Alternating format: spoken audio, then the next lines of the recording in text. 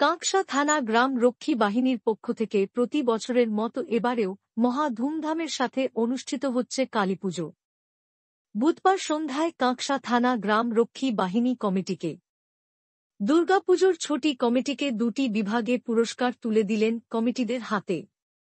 মহিলা আয়োজিত দুর্গাপূজা প্রথম স্থান অধিকার করে আন্তরিক মহিলা দুর্গাপূজা কমিটি।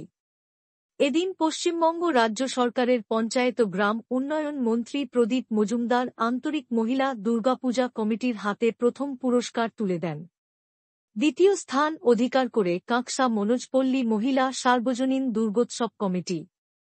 এছাড়া কাঁকসা ব্লকের অন্যান্য সার্বজনীন বড় পুজোর মধ্যে প্রথম স্থান অধিকার করে মি সংঘ ক্লাব, দ্বিতীয় স্থান অধিকার করে পানাগড় বাজার রেল অগ্রগামী ও তৃতীয় স্থান অধিকার করে কুল্লিহা সার্বজনীন দুর্গোৎসব কমিটি। এদিন দুর্গোৎসব কমিটিগুলির পাশাপাশি মহরম এ অংশগ্রহণকারী বেশ কয়েকটি মহরম কমিটিকে পুরস্কার তুলে দেয় কাঁকসা থানা গ্রাম রক্ষী বাহিনী। পুজো কমিটির পক্ষ থেকে ৬০০ মানুষের হাতে নতুন বস্ত্র তুলে দেয়।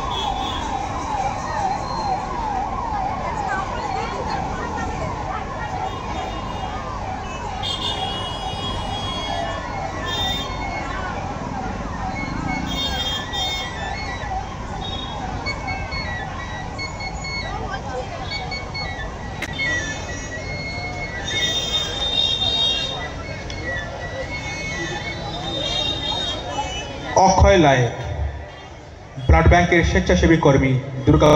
অনুরোধ জানান শ্রী দুর্গাদাস মুখোপাধ্যায়কে, অনুরোধ জানান শ্রী আত্মানন্দ মহারাজকে এবং একই সঙ্গে শ্রী উমেশ মিশ্র। আজকে আমরা আন্তরিক মহিলা পূজা কমিটির তরফ থেকে কাঁকসা ব্লকে মহিলা পরিচালিত পুজো হিসেবে আর কি আজকে আমরা প্রথম হয়েছে। কাঁকসা থানার থেকে আমাদের এই প্রাইজ দেওয়া হয়েছে আর কি। এর জন্য কাঁকসা থানার আধিকারিক সমস্ত সবাইকে অসংখ্য ধন্যবাদ আমাদেরকে পুরস্কৃত করার জন্য। পুরস্কার পেতে তো সবারই ভালো লাগে, আমাদেরও খুব ভালো লাগছে। প্রত্যেক বছরের মতো এই বছরও আমরা পেয়েছি এবং এর জন্য থানাকে অসংখ্য ধন্যবাদ যে তারা আমাদের সহযোগিতা করেছেন। শুধু তাই না, মাননীয় মুখ্যমন্ত্রীকে অসংখ্য ধন্যবাদ, তার যে ১,১০,০০০ টাকা আমরা অনুদান পেয়েছি। আমাদের মতো ছোট পুজোগুলো, গ্রামীণ পুজোগুলো তার এই অনুদানে কিন্তু অনেক উপকৃত হয়।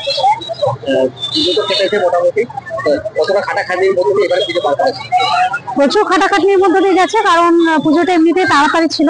তারপরে আমাদের একটু বৃষ্টি বাদলা, ওয়েদারটা খারাপ ছিল, একটু চিন্তার মধ্যে দিয়েও গেছে। কিন্তু যতই খাটনি হোক আর যাই হোক, পুজো কিন্তু আমাদের সবারই খুব ভালো কেটেছে। খুবই ভালো কাটছে। আমি বৈশাখী ব্যানার্জি, আন্তরিক মহিলা পূজা কমিটির সেক্রেটারি।